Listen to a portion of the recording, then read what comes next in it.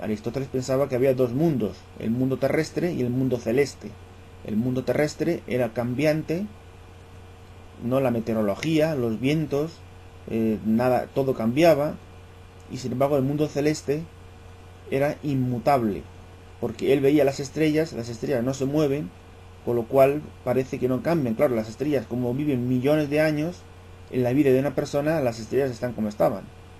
Y entonces, en la época de Aristóteles, las estrellas fugaces, por ejemplo, que son como una especie de cometa que entra en la Tierra, ¿no? El aspecto que tiene de un cometa que entra en la Tierra, Aristóteles lo tomaba por fenómenos atmosféricos y no por fenómenos celestes.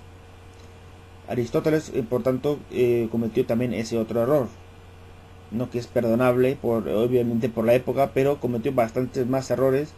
Y lo peor de todo no es eso, lo peor de todo es que cometió algunos errores que, debido a su prestigio, pues durante muchos años, mucha gente, hay un dicho que dice, Ille Magister Dixit, ¿no? En la Edad Media, que decía, que significa que lo dijo Aristóteles. Con una cosa lo dice Aristóteles, ya es verdad. Y si lo que dice es falso, se tardan miles de años. De hecho es así, miles de años se tardaron en el sistema geocéntrico de Aristóteles, que luego lo apoyó Ptolomeo, hasta el sistema heliocéntrico de Copérnico, ya en el siglo XV, es decir, mucho más tarde. Se tardó un montón de siglos en superar a Aristóteles. Como vemos, los griegos nos dieron un montón de información. Nos dieron las distancias, nos dieron las estrellas, pero lo más importante que nos dieron los griegos fue el pensamiento científico, el método científico.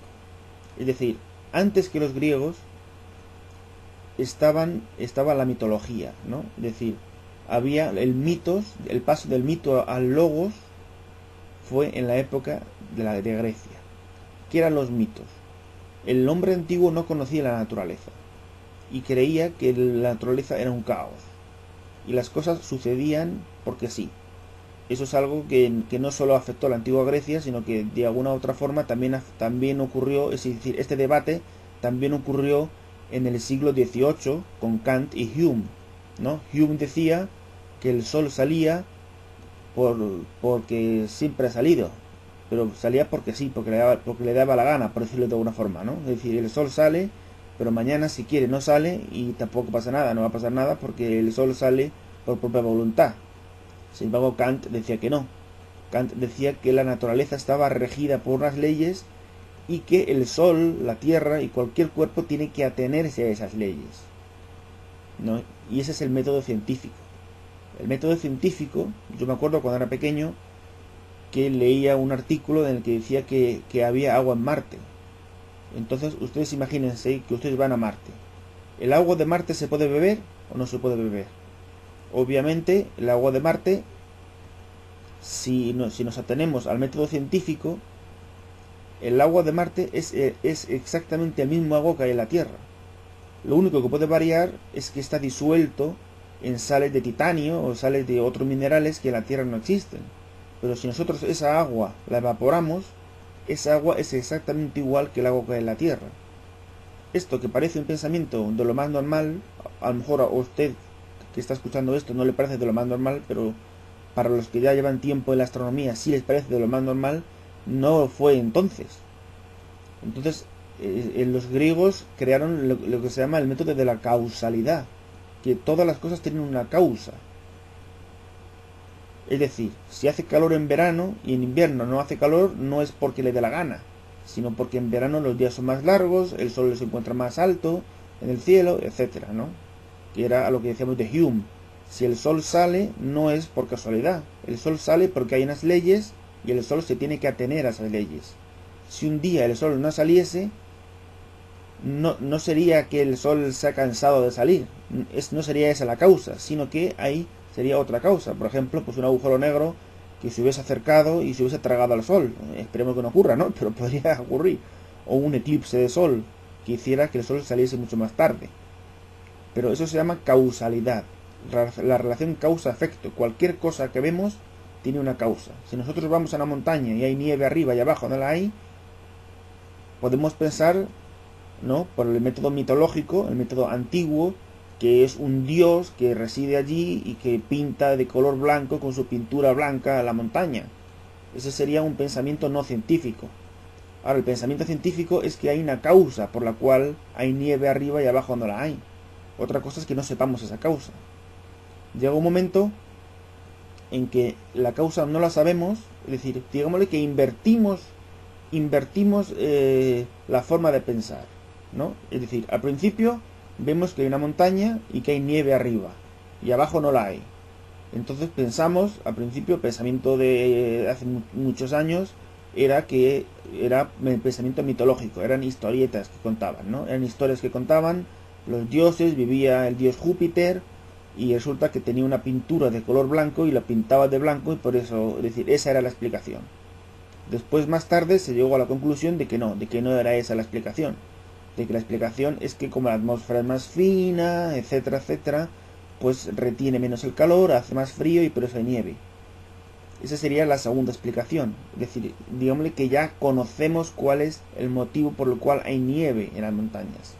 Pero después está la fase tercera, y es cuando tenemos un pensamiento teórico. Es decir, tener un pensamiento teórico significa que tenemos que buscar una explicación a algo que en teoría no la tiene. Es decir, en teoría debería ser así, pero no es así, es de otra forma. Entonces tenemos que buscar una teoría que encaje a nuestras necesidades. Es decir, eso es exactamente igual que lo que pasó en el caso de los hombres con respecto a los animales.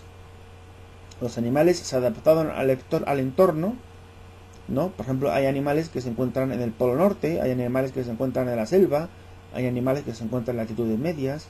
Según donde se encuentren, pues los animales, unos tienen más piel, otros tienen menos piel, unos son más altos, otros son más bajos, es decir, se adaptan al medio. El hombre es el primer animal que adapta el medio a sí mismo. Es decir, es él quien cambia las condiciones del medio para hacerlo para sí. En la ciencia pasa igual. En la ciencia vemos que supongamos que hay un agujero negro. Bueno, ya me he equivocado, no hay un agujero negro. Suponemos que hay una galaxia en tal sitio y se comporta de una manera extraña. Entonces nosotros no sabemos lo que pasa, pero por el método de la causalidad ya sabemos que pasa algo. Entonces ya suponemos que hay un agujero negro y sin embargo no lo hemos visto. Es justo lo contrario de lo que veíamos antes.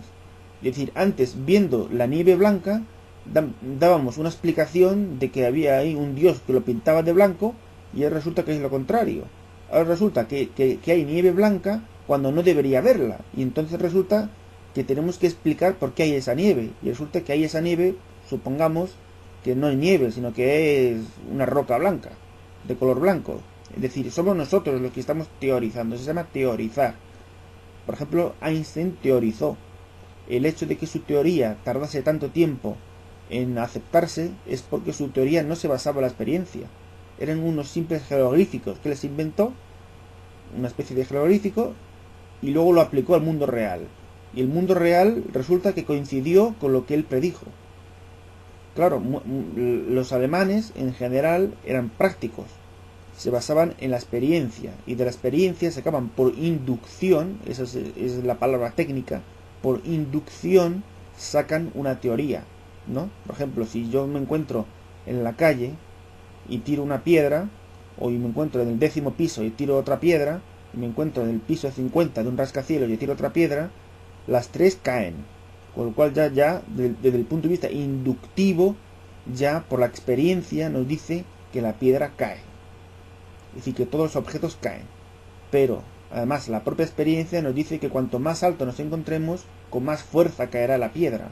Es decir, que si abajo hay alguien y tiramos la piedra desde el primer piso, le haremos un chichón. Pero si la tiramos desde el piso 10, el chichón será mayor. Y si la tiramos desde el piso 50, la mataremos directamente. Entonces, eso se llama un método inductivo, a través de la experiencia sacar la información. Pero claro, en ese caso pasa el error que cometió Aristóteles, por ejemplo. Y es que Aristóteles, a veces hay datos que fallan, hay datos que nos faltan, hay información que nos falta. Era el caso que hemos comentado antes del agujero negro. Hay una galaxia que se comporta de una forma y esa galaxia no se comporta de la forma que nosotros teóricamente decimos que tiene que comportarse. Es decir, la galaxia no se comporta de la forma que nosotros teóricamente pensamos que tiene que comportarse. Entonces lo que hacemos es suponer que hay un agujero negro.